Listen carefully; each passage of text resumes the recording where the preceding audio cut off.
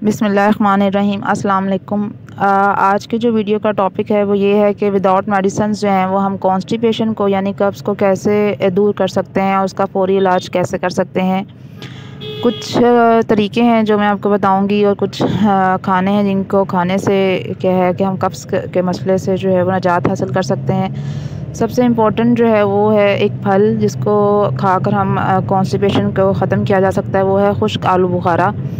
खुश्क जो आलू बुखारा होता है उसमें फ़ाइबर भी होता है और एक केमिकल होता है जिसे हम सॉर्बिटॉल कहते हैं। इसको खाने से क्या होता है, ये सॉर्बिटॉल क्या करता है कि हमारी आंतों के जो इर्द गिर्द टिश्यूज़ होती हैं वहाँ से पानी जो है वो खींच के आंतों में ले आता है और आंतों के अंदर जो मूवमेंट है उसको बढ़ा देता है, जिसकी वजह से जो बाउल की मूवमेंट वो बढ़ती है और आपका स्टूल जो है वो इजीली पास हो जाता है, यानी आपको आसानी से जो पखाना है वो उसका अखराज हो जाता है।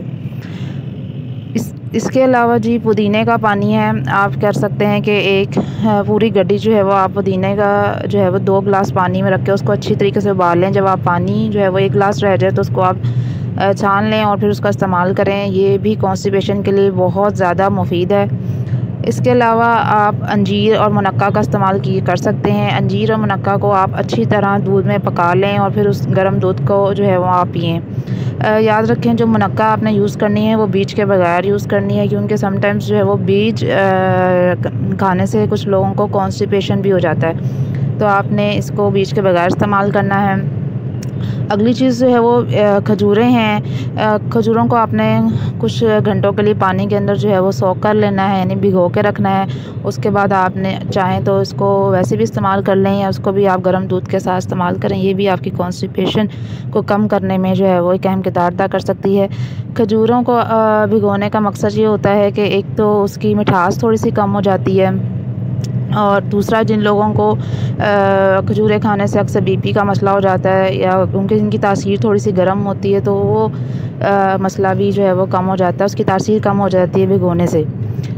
वर्जिश करना बहुत ज़रूरी है, चाहे आप रनिंग कर लें, वॉक कर लें, साइकिलिंग कर लें, क्योंकि जब आप वर्जिश करते हैं तो आपके जो आंतों के जो मसल्स हैं उनकी मूवमेंट बढ़ जाती है और इस तरह जो आपका स्टूल है वो इजीली पास होता है। इसके अलावा आप सौंफ का पानी यूज़ कर सकते हैं। सौंफ को आप 1 गिलास पानी में पका लें और फिर उसके बाद आप उसको यूज़ करें, इससे भी आपका जो कब्ज़ है वो ख़त्म हो जाएगा।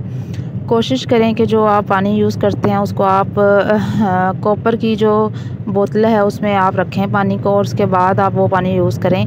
इससे भी जो है आपका कॉन्स्टिपेशन कम होगा, क्योंकि जो कॉपर चार्ज वाटर होता है उससे आपके बॉडी के अंदर तमाम जो जहरीले मादे हैं वो आसानी से खारिज हो जाते हैं। जब आप कॉपर चार्ज बॉटल्स के अंदर पानी रखते हैं और यूज़ करते हैं तो वो सारे टॉक्सिन्स जो हैं वो आपकी बॉडी से रिमूव करने में अहम किरदार अदा करता है। विटामिन सी रिच फूड ले लें, आप माल्टे, मौसमियाँ, किन्नू का इस्तेमाल करें, इससे भी आपका जो कब्ज़ है वो कम होगा। और प्रोबायोटिक फूड लें, जो कि बड़ी इंपॉर्टेंट चीज़ है। प्रोबायोटिक फूड यानी आपकी जो हमारी आंतें हैं, जो हमारी गट है उसकी हेल्थ जो है वो बहुत इंपॉर्टेंट होती है, क्योंकि हमारी बॉडी के अंदर बहुत सारे ऐसे भी बैक्टीरिया होते हैं जो कि जिनको हम कहते हैं कि ये सेहतमंद बैक्टीरिया हैं जो हमारी गट की हेल्थ के लिए बहुत अच्छे हैं। तो इनकी गट की हेल्थ को बेहतर करने के लिए हमें प्रोबायोटिक फूड यूज़ करनी चाहिए, जिसमें सबसे इम्पॉर्टेंट जो है वो दही है।